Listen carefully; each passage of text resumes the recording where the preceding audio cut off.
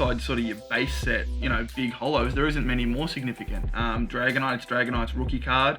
It's a holo, it's a first edition, it's a PSA 10 WotC card. If you pulled a holo Dragonite back in the day, you were keeping that and you were looking after it, you know? So for a card like that to only have achieved 210 PSA 10 copies is crazy. So if you want to go back to the origins, it belonged to yours truly. Then I palmed it off to All Day Matty J for about $400, which seems crazy. But I'm not sure if that's what it was worth, or I'm just a really good bloke, probably a mixture of both.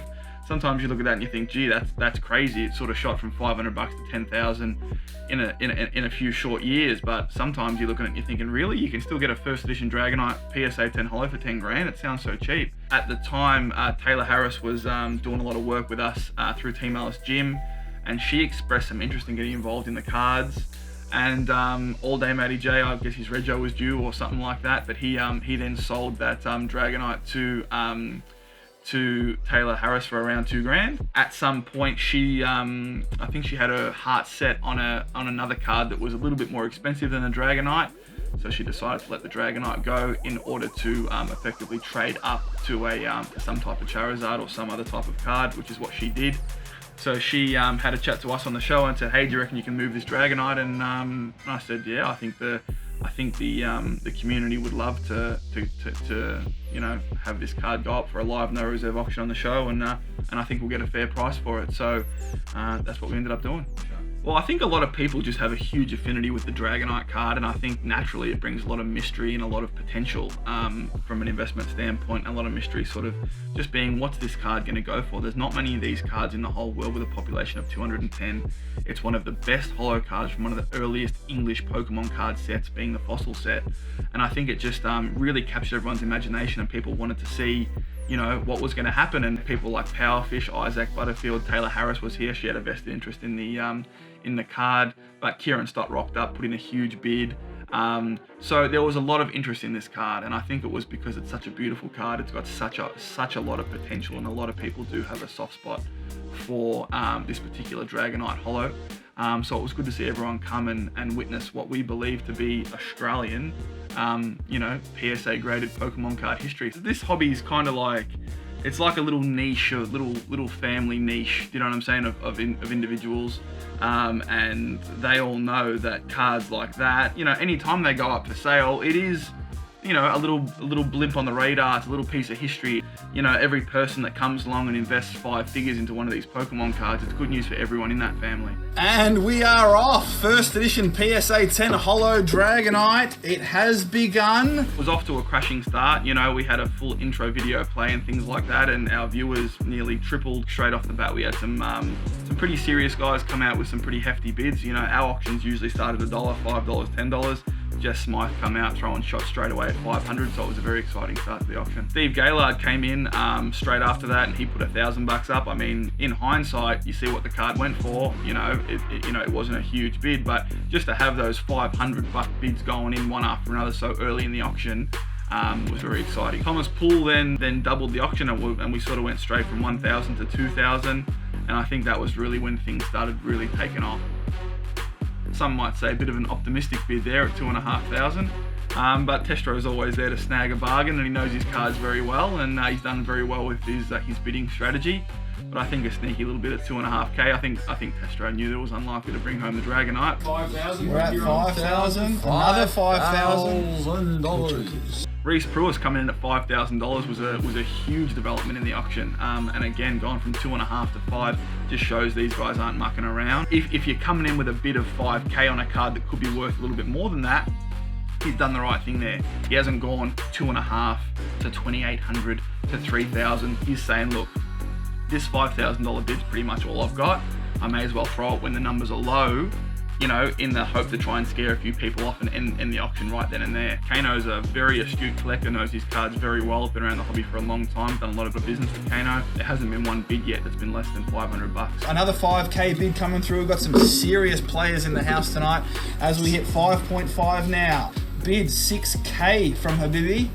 Habibi at 6k now. Oh, Saeed getting in on the action. Well, Saeed's another one who, he's just one of those collectors that are very dangerous, because he's kind of always got the gun locked and loaded. He's always there looking for the right card at the right price. I'll go one up, 7K. 7K Hash two, from that's gonna count for something, Stotty. Well, it's Stotty, so I better just quickly count it. This was what I sort of predicted happening, all the way through. I thought Stotty was going to come in and make this card his. I know he's been throwing big shots. Having said that, I know he's looking at a few big cards as well, even bigger than the Dragonite. But seeing him come in at 7,000, I thought it was a legitimate bid, you know what I mean? A very good, strong bid from Kieran, and seeing him come in with that pink Versace robe was fantastic, and obviously rocking up with cash as well. As they say, cash is king. And it was around this time where, at around the $7,000 mark, now people are starting to think this is a lot of money. The bid of 85.69 from Jono If was quite characteristic of the way he likes to bid. Jono's just almost part of the furniture now at Welcome Stranger Collectibles. He's getting involved with nearly every auction that he sees value in. He's pushing things along and really helping push the hobby along as well, since he's been joining the shows and being so active with his bids. And seeing him, come across here with an outbid Kieran Stott and Tommy Fitzgerald with an $8,000 bid, it takes fortitude, and it takes belief, and I don't care who you are. I don't care if you're Uncle Scrooge. That's a lot of money on a piece of shiny cardboard. Go 10K, you stinger. McKenna higher, 9K. 9K now. Ooh.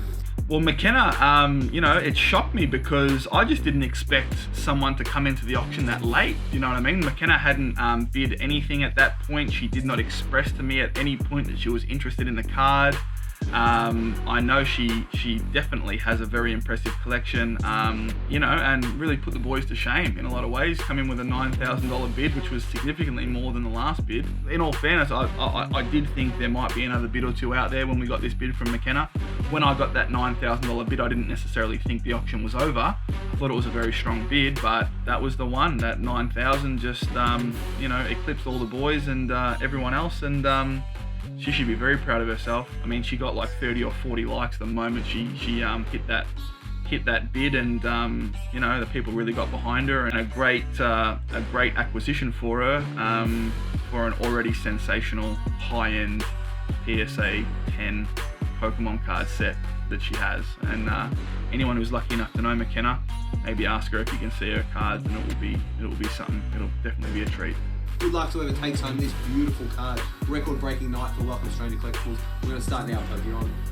10, 9, 8, 7, 6, 5, 4, 3, 2, and 1. Who's leading the way right now, Pokemon? Is it still McKenna at 9K? Is McKenna still ahead? It's McKenna at 9K, Pokemon. All right. You've got the authority to drop the hammer whenever you see fit, brother. Let's do it. Sold. Well done, everyone. Whoa. McKenna. Yeah. 9 grand. It was a bit of sweet-ish kind of moment. It was sweet because I felt like, the way the team got together and got behind the marketing on this card, and the way we all sort of came together as the Welcome Stranger team and put this auction with, and this product out to the community was a very proud moment for me. Look, I did say publicly that I thought the card would achieve 10,000, which were about 10% off. So that was, if there was any part of it that was bitter, it was probably that. I would have loved to have seen the card achieve a little bit more, but I guess, as an auctioneer and as a host, you kind of always want the cards to perform, extremely well. But I was just so proud of everyone at Welcome Stranger for the marketing we did, the way the show came about, the interest that we had in it. So, just to hear that countdown from 10, it was almost like a bit of a relief, because it was like, yep, we did it. You know what I mean? Like, we had a goal. We wanted to sell this card for a fair price. We wanted to put a spectacle on for all the Welcome Stranger Collectibles viewers in the Australian, collectibles community, and we did that. So hearing that countdown from 10 was definitely a relief, and it was just something that we just are really happy to have been a part of and to have put together, and everything to come off smooth, and you know, that's what we do. So it was definitely an element of relief there as well.